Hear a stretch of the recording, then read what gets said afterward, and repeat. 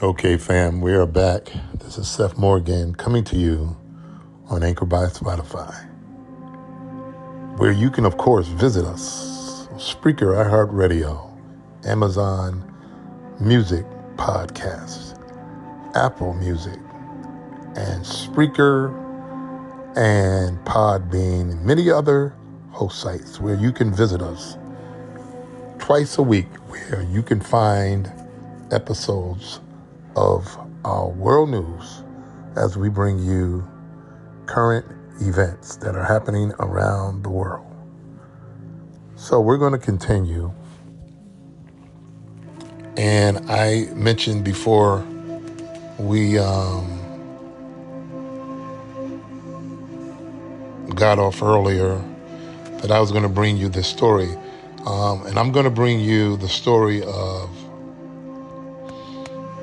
because I'm going to save the NASA story for the next segment, and we'll probably do that one on the weekend. So, but I want to give you a bit of this one, and we may not finish this one tonight because it's a little late, but I just want to give you some of it, and so that I can keep your spirits high and all the things that we've been discussing and talking about. So just pay attention, and I want you to hear this story. This is incredible. This is of a black man in Africa. Okay, his name is Simeon Togo. The incredible story of the Black Jesus from the 1960s. Now, let's do this first. What we'll do, because I have this here, we'll just I'm trying to see what I should read first, what I should give you first.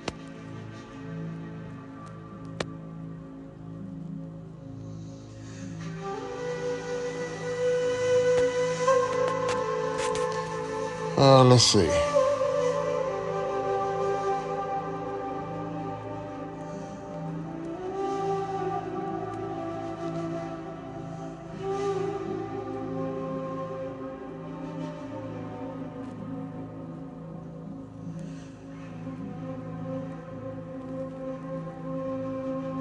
Because this one here, this portion here,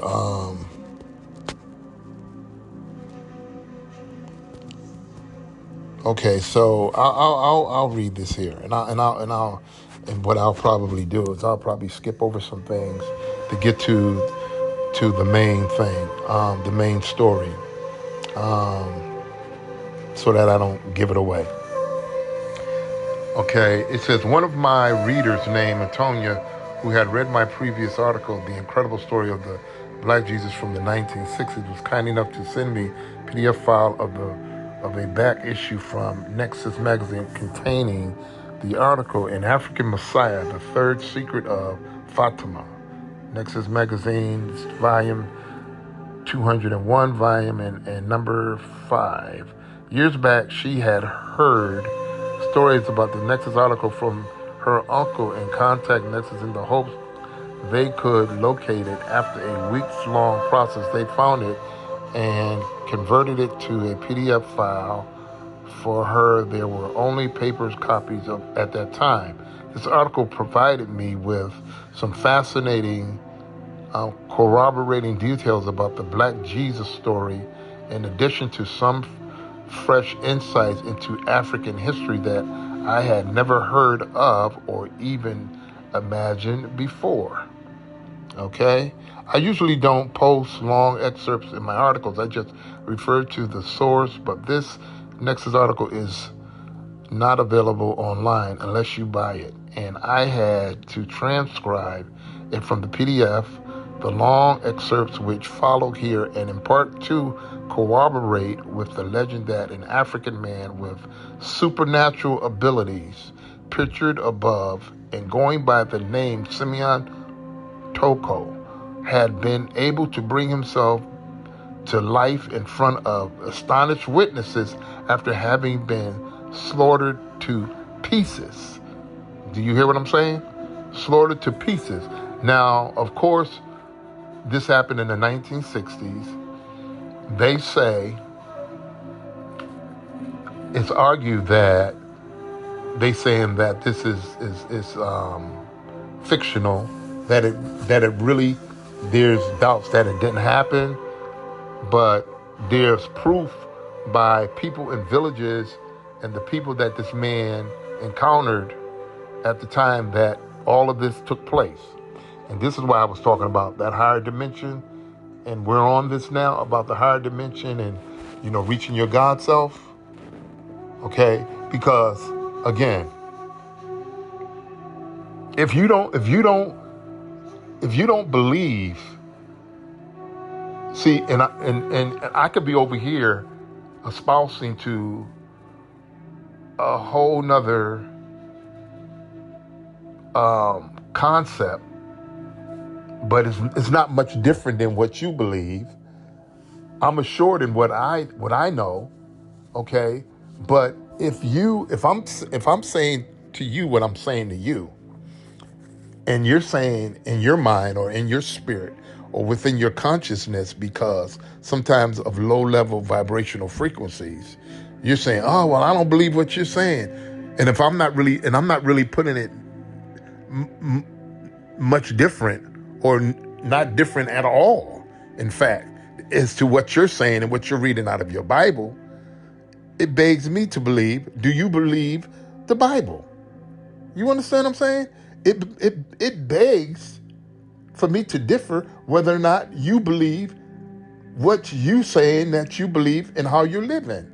And so this is why I'm bringing to you what I'm bringing to you, because I keep telling you, and I'm going to keep on telling you, this is not religious, y'all. It's spiritual. And so you need to get out of that religious thinking. It's not about religion. You're missing it. Going to church and giving money and all that doesn't raise your vibrational frequency. That doesn't put you in a spiritual ascension. That's why I tell you, some folk gonna get lost in the sauce because they're using all the wrong tools. I digress. I'm gonna go on.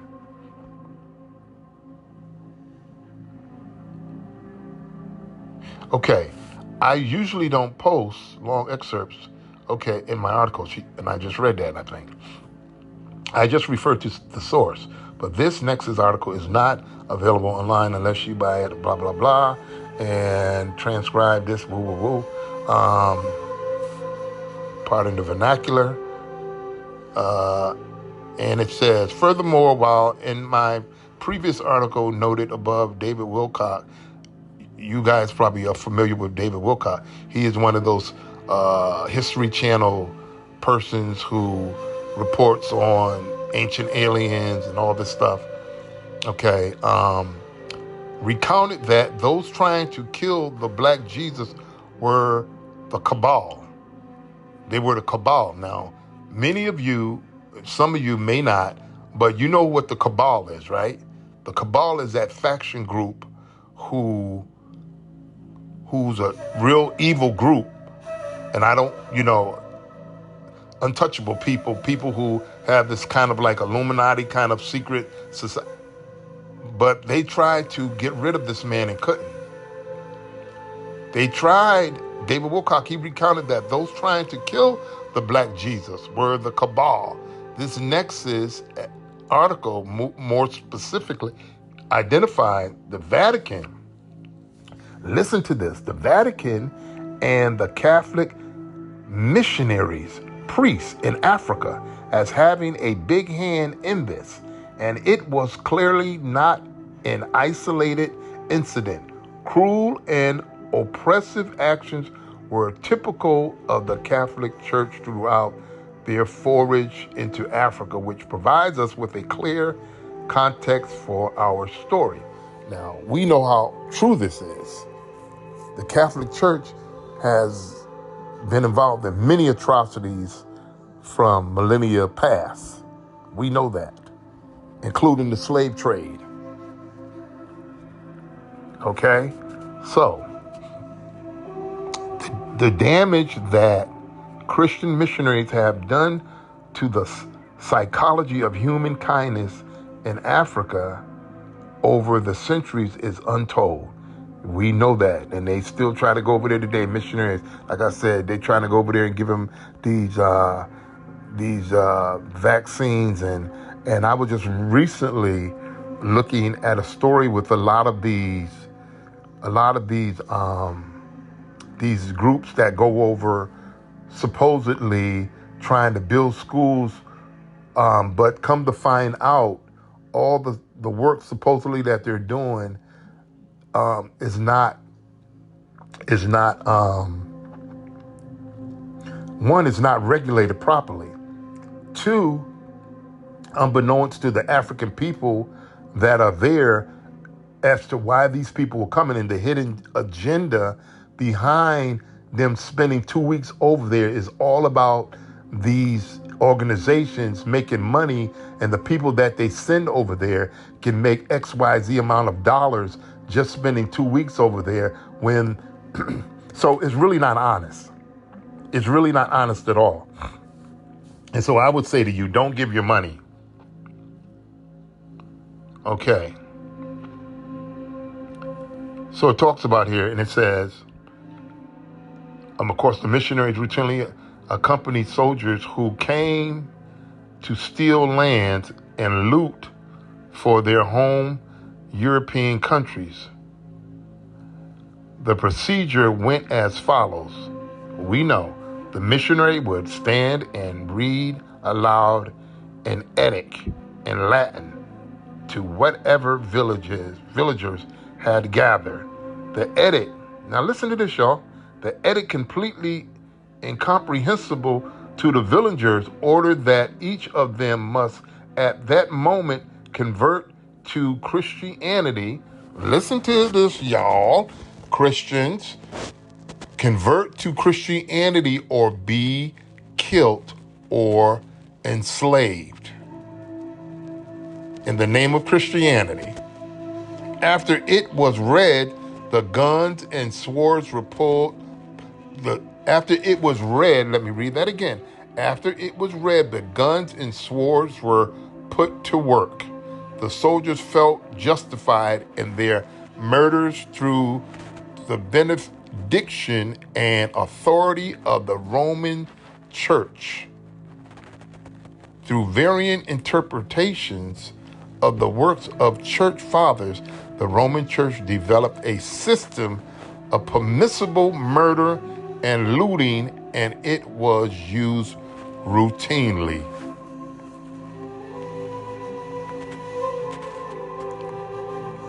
And see, this is why I say it's not religious, y'all. It's spiritual. See, because all of that they're doing, that's religious. That's under the guise of religious Christianity. And see what's done under the religiosity of Christianity? Murder, pillaging, and plundering.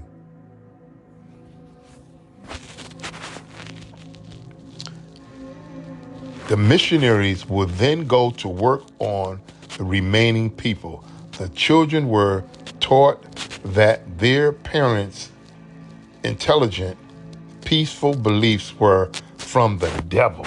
Isn't that something? Isn't that something? And that they were to accept poverty. Listen to this. And they were to accept poverty for the good of their souls. Whereas the conquerors were supposedly blessed by God with the superior might and wealth, and so had to be obeyed. This is what they did in slavery. The article also describes African societies in ways that were quite eye-opening to me, and that I didn't realize how much I had retained the brainwashing of Western propaganda in terms of my knowledge and understanding of the people and the cultures across the continent.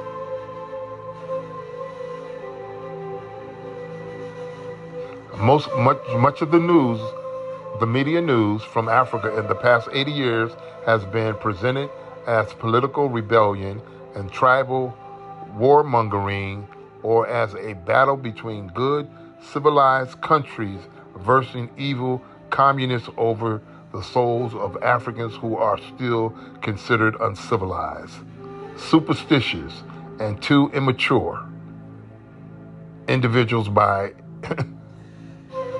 individuals to be left to themselves. What with all those raw materials and diamonds yet needing to be dug up. This is the general bias of news reporting from Africa as I remember it since my own childhood. It's not much different now. We tend to think of the African people with a distortion somewhere between a bouquet of jokes about banana republics and a vague, distant horror of unexplainable war and slaughter. Shameful.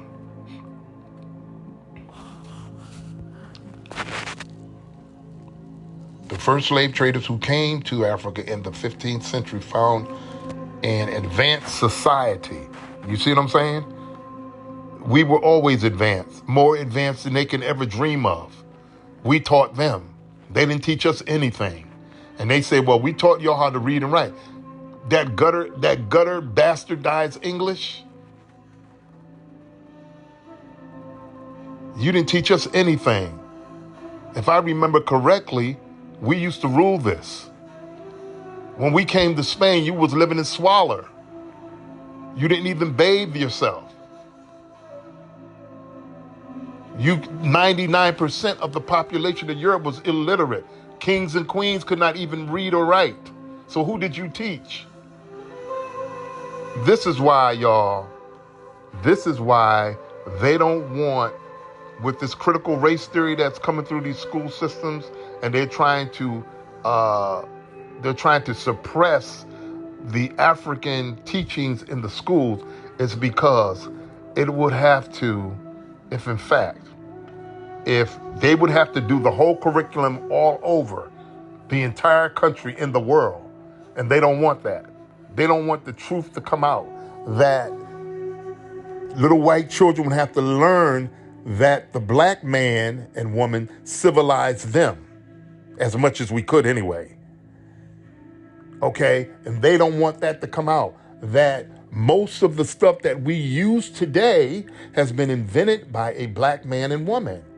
They don't want this kind of information to come out, that black people used to rule the world, that black people are the most civilized people on the planet, that black people are the seed and the God particle. This is the information they don't want to come out. Okay, so anyways, we're moving right along, and we're going to get to the meat of this story. And of course, they said the first slave traders who came to Africa in the 15th century found an advanced society dominated by a monotheism with a powerful code of ethics. We had order. We did things right. They did not find half-naked people in grass skirts with bones through their nose. They did not find rows of fat little stone fertility goddesses and voodoo fetishes. They found an intelligent, friendly, dignified people who had created beautiful avenues, pleasant buildings, well-regulated agricultural fields, and fine clothing. We were wearing Egyptian cotton.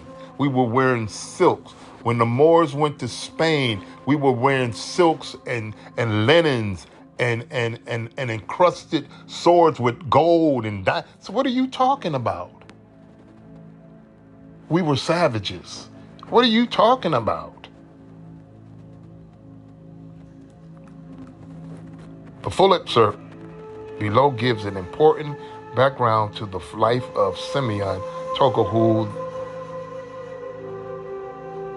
know that the true writing is a bit dense and has many Christian undertones, but I think this is an important part of understanding the zeitgeist in Africa at the time, and is certainly worth your time and efforts to plow through.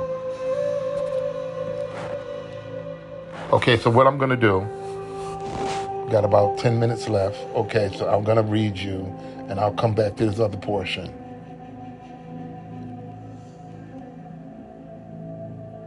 And like I said, we'll continue this. But let me do this. So I given you that, and so let's do this. Let's do this. Let's do this.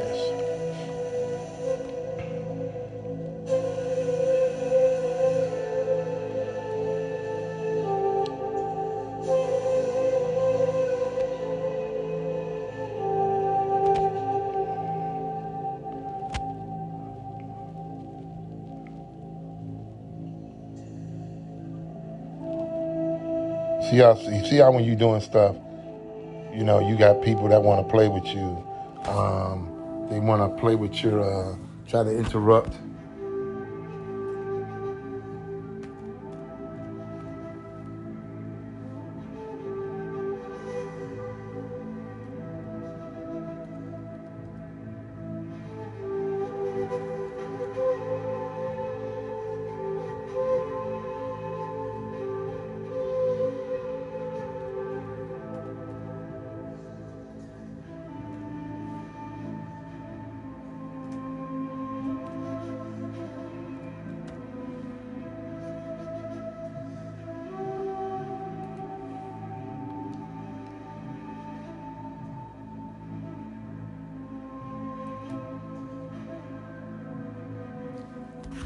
Okay, so let's. I had to pull it back up. Okay, so let's do this. I'm gonna give you this, and we're gonna be done for tonight, and we're going to continue on. Like I said, I think we'll pick it up the weekend. Okay, so the incredible story of the Black Jesus from the 1960s.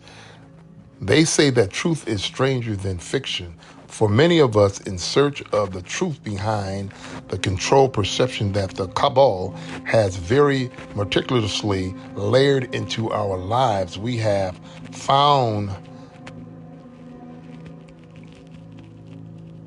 multitudinous bits and pieces of evidence that suggest that virtually nothing can be truly considered impossible anymore. Indeed, we have come to see that a lot of science fiction has actually been informed by truth, and movies and TV series often speak to historic events and technologies that have already happened and been developed.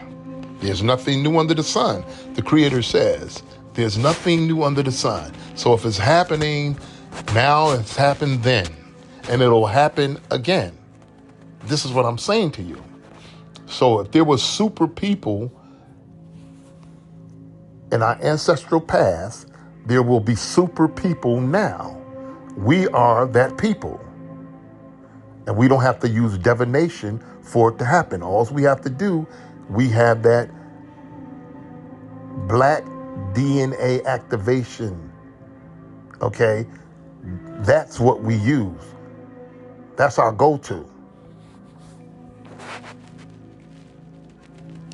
When Star Trek first came out, people were amazed that in this full futuristic series, people could step in front of a door and it would sense their presence and open automatically. In the actual filming of the original Star Trek series, there was someone behind the panels opening and closing the doors on cue.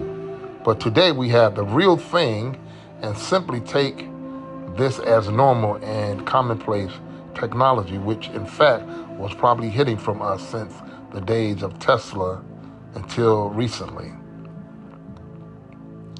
Okay. And I don't really want to consider that Star Trek stuff. But anyways, people who are Trekkies and all that, they love it and they understand.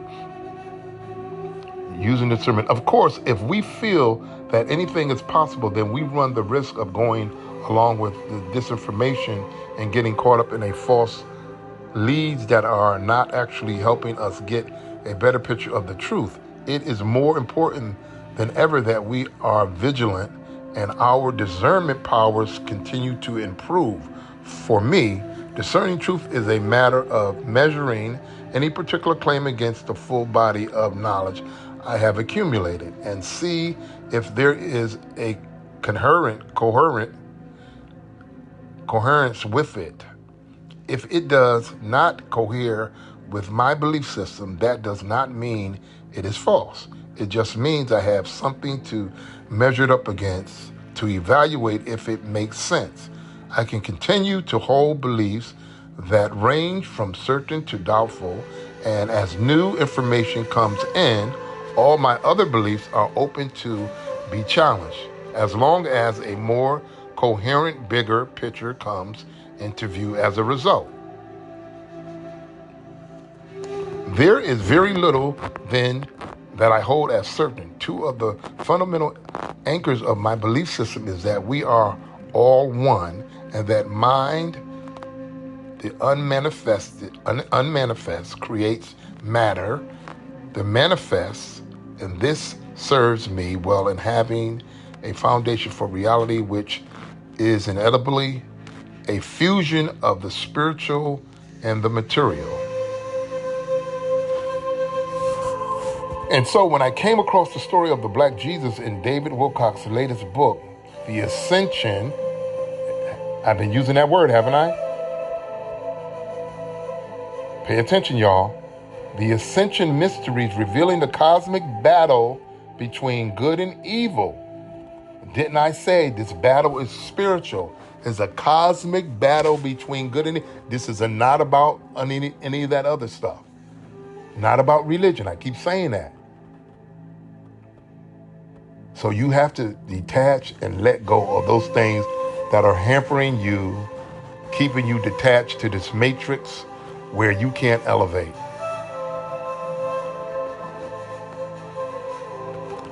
My discernment filter was on high alert.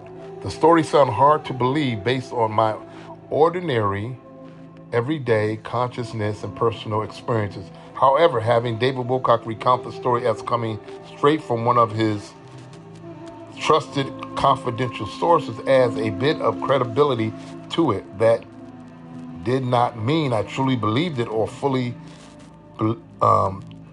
believe it to this day, but I continue to try to make sense of this story in terms of how it fits within my current paradigm and reality. And certainly in this regard, it remains within the realm of possibility for me. Here is the story as recounted in the book. And so this is important as well, as I just read. And when it talks about the story sounded hard for him to believe first, right? And when I had mentioned consciousness and how things usually happen in your consciousness, then it'll be transferred or traversed to your mental. So when he heard this consciously, he was already a disbeliever because his conscience already had told him it can't be true. You see what I'm saying? So this is one of the detachments, attachments rather, that you have to let go of, because it happens consciously first. And if you say no in your conscious, fierce of solar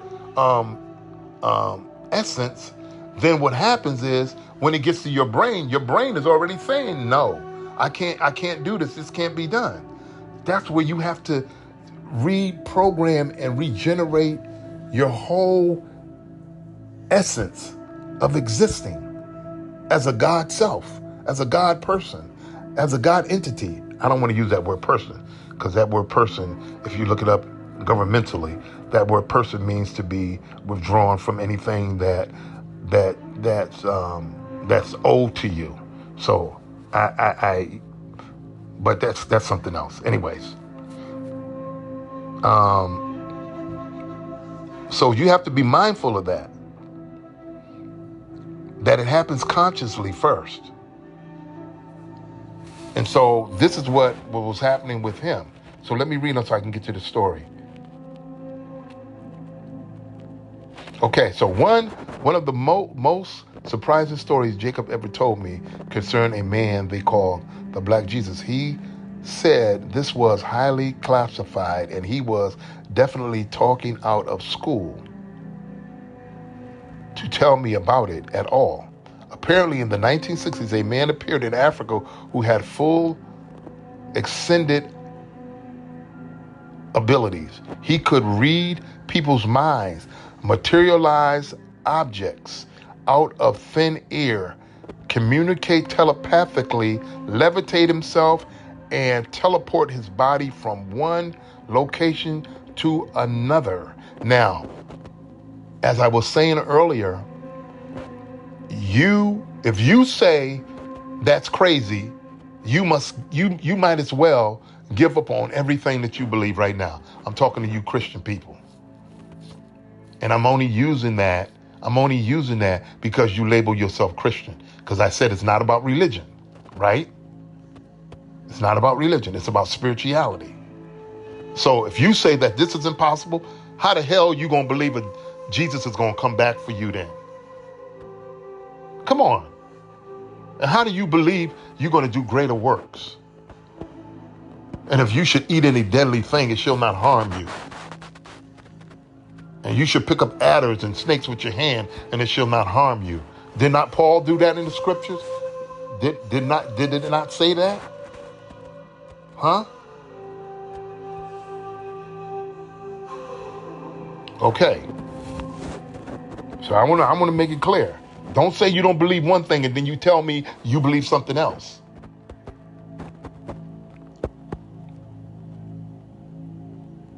And you should know. It ain't just about belief, because beliefs change every day. So it says here that this man, he materialized objects, reads people's minds out of thin air, communicates, levitates, telepathically, levitate himself, and teleport his body from one location to another. Now, when the Ethiopian eunuch was baptizing, when one of the disciples, who was it? When he was taking Candace to a particular location in the scriptures. Remember that in the story in the book of Acts? And you're surprised I know all this, huh? Because I used to do all that. So anyways, and I'm being facetious really, but think about this. When he was baptizing, when he got out of the chariot, he was with Candace, Queen Candace, in the scriptures. And he went to minister to the Ethiopian eunuch, and he began to read out of the book of Isaiah to the Ethiopian eunuch and say, let me take you and baptize you. What happened after he baptized the Ethiopian eunuch? The Bible says that was Philip that did that, right? Now it's coming back to me. It was Philip. It says that after Philip baptized the Ethiopian eunuch, Philip was in another city. How did Philip get to another city? Huh? It says immediately after he baptized the Ethiopian eunuch, go back to your scriptures and read it. It says Philip was found in another city. Hello? How did he get there, y'all? Okay, so I'll go on. So it says here that his abilities, it talks about his telepathically levitate, read people's minds, teleport his body from one location to another. He was a spiritual, what did it say? He was a spiritual, right? It says he was not religious. He said he was a spiritual teacher, just like you being spiritually taught tonight. A spiritual teacher who emphasized love, peace, service to others, and forgiveness as the common core that unified all the great religions. That unified. It didn't say divide. It said it unified all the great religions, even though it's not about religions, because it's only religion to bring people together. After that, you have to elevate. You have to elevate. Once you get the basics, you have to elevate. You don't stay there. That's what's called growth. Unified all the great religions. The Cabal does not want anyone to develop these abilities. And if they find out that someone has them, they will hunt those people down and terminate them with prejudice. You ain't gonna be able to do that though, because you can't kill what you can't kill, and you can't kill what you didn't make, okay? So all of these people that you've been killing in the street, the reason why those people are being, or have been, I'm not going to even get into that now. Rest their souls. I won't get into that now. And if they find out that someone has them, they will hunt those people down. Listen to this. And terminate them with prejudice. The Cabal made several attempts to assassinate this man. He consistently regenerated his body after each attack, no matter how lethal it seemed to be. And I can go on to tell you that they chopped this man in many pieces and his body regenerated. Now, you know that is that ain't nothing but the Creator, right? That ain't nothing but some high consciousness. That's some high spiritual. Now listen to this. No, they said no matter how lethal the attack, this man consistently regenerated his body after each attack. Finally, the man was told that they had given up. He was far too powerful. There was nothing they could do to stop him, and they were going to surrender. They invited him to a major world summit and told him they would reveal him to all of humanity so he could share his message. You know, and I'm going to tell you what they did. They got him on a plane. I'm going to save it. I'm going to stop right there. I'm going to save it. I'm going to stop right there. This gets more interesting. I'm going to stop right there, y'all. So until the next time, stay with us. Remember to visit us. This is Seth Moore coming to you again on Anchor by Spotify. Remember to visit us on all the other host sites that we frequent. Patreon, Apple Music, Amazon, Spreaker, iHeartRadio. And again, this is Seth Moore coming to you again on Anchor by Spotify. Until next time, have a great night.